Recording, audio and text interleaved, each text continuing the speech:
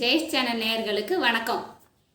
கோமதி, இந்த வீடியோவில் டேம்போஸ், C sponge இதை பற்றி நம்ம பார்ப்போமா? சொல்கிறேங்க்கா.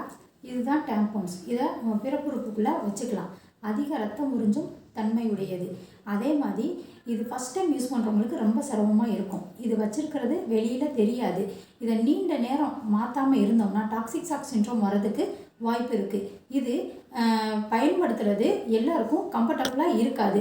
இது பயன்படுத்துறது பாதுகாப்பும் கிடையாது. இப்போது சி ஸ்பாஞ்சை பற்றி பார்க்கலாம். இந்த சி ஸ்பாஞ்ச் இயற்கையானது, கெமிக்கல் கிடையாது. இதை பல முறை கழுவி நம்ம பயன்படுத்தலாம். ஆனால் பல நாடுகளில் மருத்துவர்கள் இதை பீரியடுக்கு பரிந்துரைக்கவில்லை. இதில் சைஸ் நம்ம கண்டுபிடிக்கிறதும் ரொம்ப கஷ்டம். பாதுகாப்பான முறையை பயன்படுத்துவோம். கர்ப்பப்பையை பாதுகாப்போம். கல்லறை செல்லும் வரை கருவறை காப்போம்.